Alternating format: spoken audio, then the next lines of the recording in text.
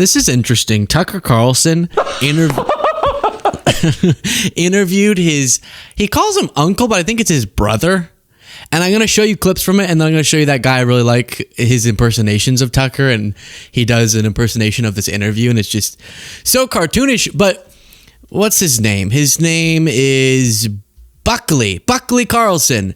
Twitter phenomenon, Tucker says. Buckley Carlson makes his on-camera debut. So it's Tucker and Buckley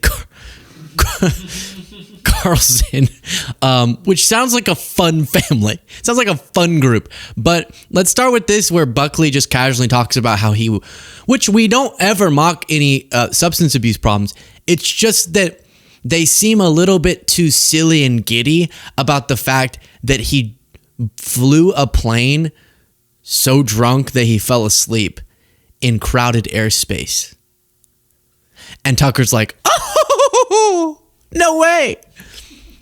Maybe you should make very clear how absolutely horrible and borderline homicidal that is.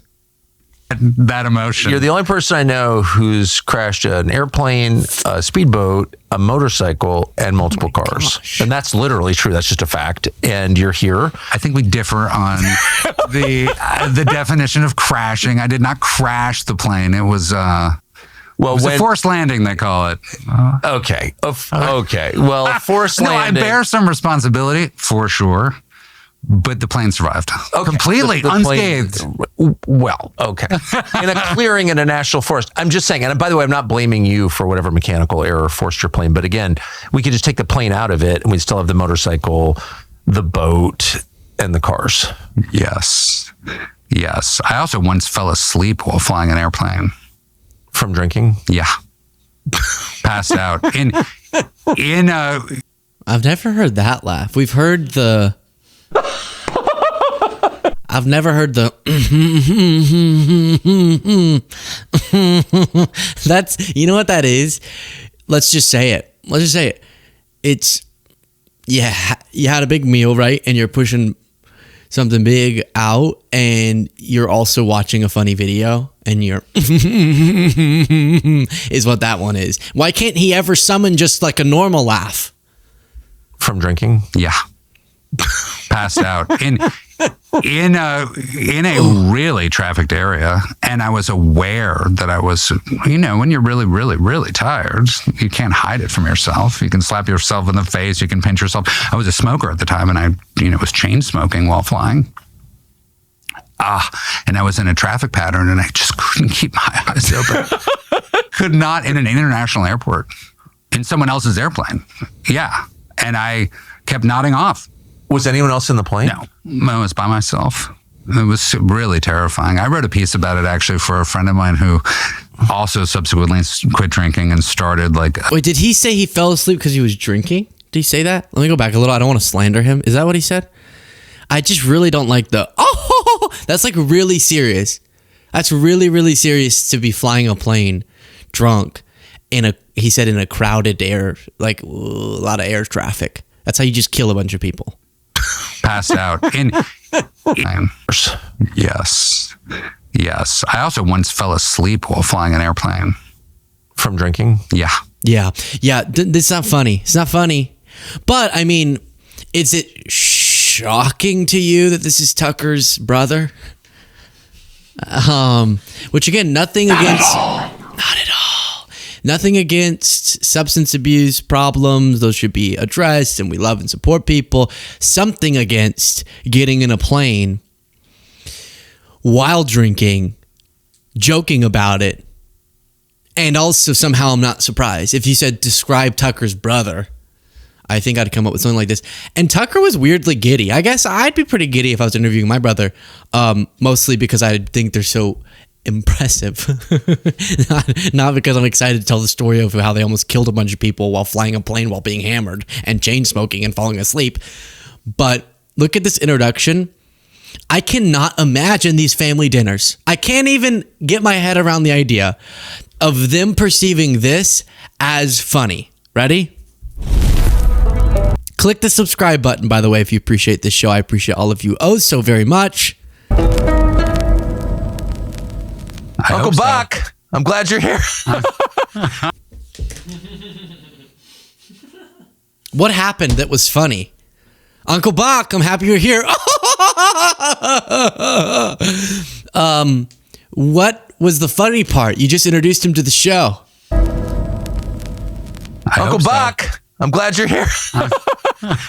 So you're on I didn't even know you were on Twitter. And then the ghouls decided to... And by the way, most of my screaming about this is just for the sake of having fun. I don't care much about Tucker's brother. Shockingly. Or uncle or whatever. Whatever it is. I think he's his brother. But he's uncle probably to the kids. So that's a great person to look up to. You know, destroy my son, who's got the same name as you. And because in our family, there are only like 4 names and everyone's required to use one. And I think they mistook your Twitter feed for his. I don't even know if he is. Okay. So it's not loading, but you saw that part. We're just building to a hilarious impersonation of this interview, but you have to get both their mannerisms to understand why it's so funny. So then let's jump to this part where I think this is the clip where they talk about demons. And I was thinking, no. Don't tell me Buckley also believes that Tucker was attacked by a demon whenever they had all those dogs, please. Oh, I should just say for the record that you were scoffed at for having the pro-life, pro-God, pro-gun, anti-Obama bumper sticker. At a Christian school. At a Christian school, right? No pro-God, no pro-life at a Christian school. But then you decided to take your defiance another click up the ladder by driving your son to school on a big twin Harley in carpool line, which I personally saw. So this is not the demon one, but let's keep listening. He was like a little kid, and there'd be all these Range Rovers and Volvos.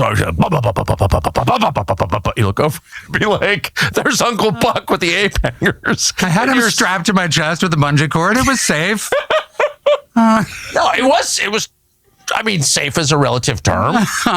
And our families, we know, there's no such thing as safety. There's only destiny. Yes. And we both. Oh, that's so nice. That's. Oh my gosh. Oh my gosh, that's such a sweet phrase in terms of how stupid it is. Oh yeah, did you come up with that? Oh my God, are you stupid? Sorry, that's mean. That's what I was thinking. What does that mean? There's no safety. There's destiny.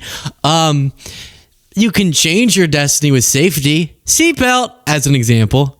And our families, we know. I'm being silly, by the way. I obviously don't like Tucker, but this is just goofy times.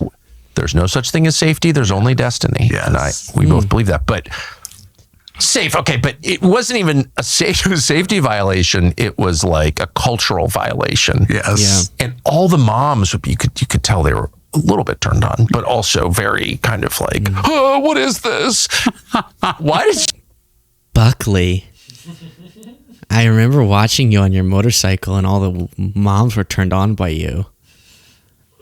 Huh. Proud brother. That's my brother. I saw Or my uncle. that with my own eyes many times. What was the thinking there? Pure celebration of joy and freedom. That's it. That's how I try to live my life. You're called to be joyful.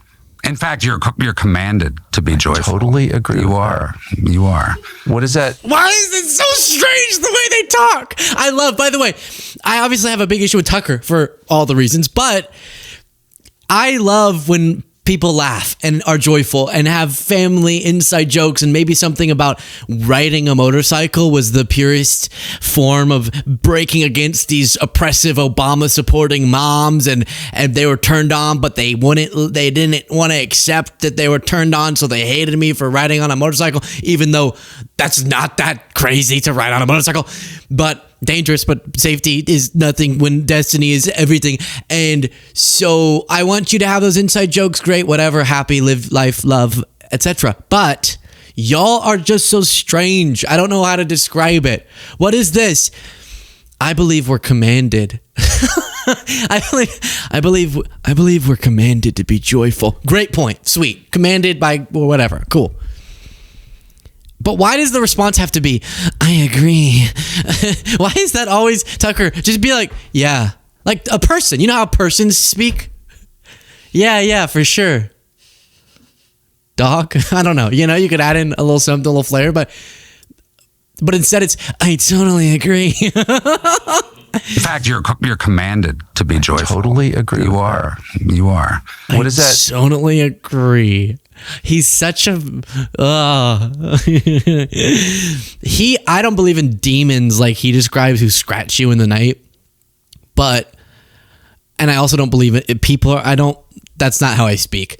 But if there were, and if Tucker were one of them, that would answer a lot of my questions as to why it seems like he's an otherworldly being pretending to be a person. Hello, Uncle Buck. Thank you for being here. Why would the turned on moms not let you drive a motorcycle? I totally agree. It just would answer so many of my questions. That would be a response, right? I think we're commanded to be joyful. Beautiful. Okay, you get it. Now I think we're to the demon part. So, yeah. And it's demonic. It is. And I actually don't even understand why that obvious observation, that obvious conclusion makes people, I guess it's a religious question. I don't know why it makes people not just uncomfortable, it makes people super hostile if you mention that certain motivations are demonic and that there are demons among us. I think I've always known that. I've just known that. It's just obvious. He does the Tucker thing. I've always, like, when you're about to substantiate your argument as to how you know something, then don't worry about it. Don't worry about substantiating what you just said. Just repeat that it's true, and then that'll convince people it's true. Like, demons are among us. And, I've known that because because it's true. Like, none of the second things I said, the second two things I said didn't mean anything. That was just like me confirming what I just said without adding any more supporting evidence. But Tucker does that a lot. It's interesting that Buckley does that a lot too. I've always known that. I've just known that. It's just obvious. I've known it my whole life. It is obvious. You don't have to be around. It's like being always, as our father always said, trust your dogs. That was funny too. He goes, it was obvious because it was obvious because it was clear because it was true. And Tucker's like, here, let me help you out. It is obvious. It's like, oh, okay. Any more? What is he saying to the dad? Don't have to be around. It's like being always, as our father always said, trust your dog sense. And you talk about it, everybody has it. All you have to do is pay attention to it. It doesn't even need to be that finely calibrated. I mean, if you have a weird feeling about a situation or about a person, you're probably right. Yes, trust it. Yeah, trust it. It's not random. No, not at all. And how are they talking about demons and they find a way to use the word dog? When Tucker's whole I got attacked by a demon story was completely made a joke because he mentioned that 4 or 3? I think 4 dogs were in the bed with him, which don't know even how you fit that many dogs in a bed, much less sleep well, much less not get scratched once in a while. And he gets scratched and he believes it's a spiritual attack by a demon as opposed to one of his dogs. And while circling back to the subject of demons, on which Tucker Carlson is already pretty incredible, in my estimation, based on the one famous story of him talking about a demon attack, they somehow talk about their dog sense. Like as if to remind us, remember, the only demon story Tucker's told us is when he actually just got attacked by a dog, but he doesn't realize it. So now, Tony Lapidus, the only thing I know every time of him, this is the thing that I know from him.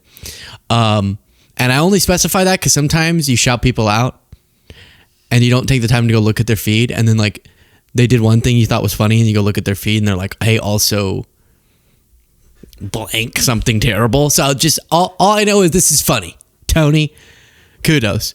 And here is his impersonation of the Tucker Buckley interview. Uncle Buck, thank you for coming on the podcast. I mean that. Well, thank you for having me on, my brother. So how incredible was our dad? Oh, he just loved everybody, especially women. Yes. And he just thought that women were the most incredible people. I mean, and women just loved him. They really, really loved him. And, he used to say that once you actually get to know women, they're just the most incredible creatures, right? Well, women just adored him, which makes it all the more confusing as to why he married a complete bitch. Oh, I know. A totally narcissistic and self-obsessed individual, which is, makes my skin crawl, actually. And it's against my religion to be narcissistic, obviously. And I'm just, I hate that. I really do. I'm just so glad that we got all of Daddy's traits. Yes. And I thank Jesus every day that we got none of Mom. She was a real dog. Speaking of dogs, what is it you have at the moment? You have what is it, like a normal amount? Like 5? Yep, 5 dogs, about the normal amount. But they're like my children. Once a cop tried to tell me to put a leash on them. That's when I realized that we actually live in North Korea. I totally agree. Worse, actually. But he really said that? Oh, yeah. I told him, don't you ever talk about my fucking child like that or you're going to have a problem. Well, I mean, dogs are so much better than humans, obviously. Especially better than wives. Of course. Amen. I have so many scratches and scars from my dogs. You have the scars? A lot of them. Sounds like you were attacked by a demon, actually. Well, if I was, it was definitely Jesus who saved me. Yes, 100%. Like when I fell asleep drunk flying a plane a few times and almost crashed. Wait, so were you with passengers? No, but there was plenty of air traffic, so I almost accidentally killed a lot of people. That's hilarious. And, even if you had have actually killed people, I would never have reported you. And I know people will say that you love pilots falling asleep and killing people. No, I don't actually. I just love my brother. The killing can stop, but I love my brother. A married man once tried to touch my knee. I said, get your fucking hand off me. Really? Was he hitting on you? Yep. Sounds like he thought you were gay, and I have no idea why, at all. So what did you do? Oh, I just put out a cigarette on his hand. And so I was actually telling a friend today that I really miss the days when cigarettes were not advertised as always being unhealthy. It's like, they're good for you one day, bad for you today. Okay, so I guess I'll stop smoking because they tell me to stop smoking. It's like, were they even bad for you? What even was that? I'm actually pretty sure that cigarettes are good for you and that they only give cancer to people who deserve it. So obvious. It's so good. Joni laughing is so good. That's so crazy, the mannerisms that it sums up, because it's some of them are just repeating what they said, like the plane story. But I don't know if I didn't watch all the thing. I just clicked around through different timestamps from Tucker's interview. Obviously, it's not gonna be something I spent a whole day prepping, but Tucker has done these segments where he's like, why do the powers that be want to convince us that cigarettes are so bad for us when they quite literally, which is true, by the way, built this country? And and he just will have these random takes like that and then move on. And it's not even a thing that he continues on. He just has a random thought to be contrarian on something or justify his own smoking. I don't know. And such a funny portrayal. That was their little brotherly interview.